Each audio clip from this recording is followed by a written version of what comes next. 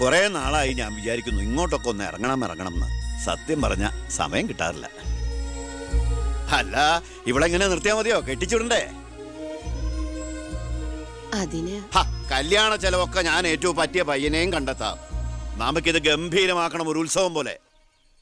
ഗോപാലപിള്ള സാറിനെ എനിക്ക് മറക്കാൻ പറ്റുമോ? എന്നെ രാഷ്ട്രീയത്തിലേക്ക് കൈപിടിച്ച് കയറ്റിയ രാഷ്ട്രീയ ഗുരുവാണ് നിന്റെ മുത്തച്ഛൻ. മരിക്കാൻ കിടക്കുമ്പോ ഞാൻ അദ്ദേഹത്തിന് കൊടുത്ത വാക്കാ, ഈ കുടുംബം അനാഥാകില്ലെന്ന്. എന്നാ ഞാൻ ഇറങ്ങട്ടെ. ഞാനെന്തോ മറന്നല്ലോ.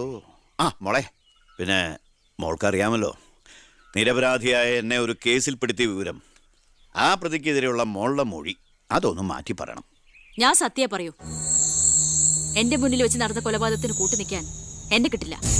തെറ്റ് ചെയ്തവരാരായാലും അവർ ശിക്ഷിക്കപ്പെടണം. കുറെ കാലം എന്റെ വീട്ടിൽ നിന്നല്ലേ തള്ളയും മോളും. ഉണ്ട ചോറിന് നന്ദി കാണിക്കാൻ പറ ദേവകിയമ്മ മോളോട്. അമ്മ പറയില്ല.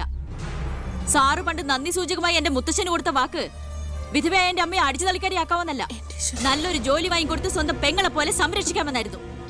സാറിന്റെ വീട്ടിലെ കരിയും പുകയും കൊണ്ട് എല്ലാം മുറിയെ പണിയെടുത്തിട്ട് തന്നെയാ എന്റെ അമ്മ എന്നെ വളർത്തിയത്.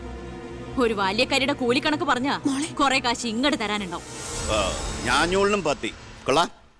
നീയൊക്കെ മാനം മര്യാദയായിട്ട് ജീവിക്കുന്ന എനിക്കൊന്ന് കാണണം.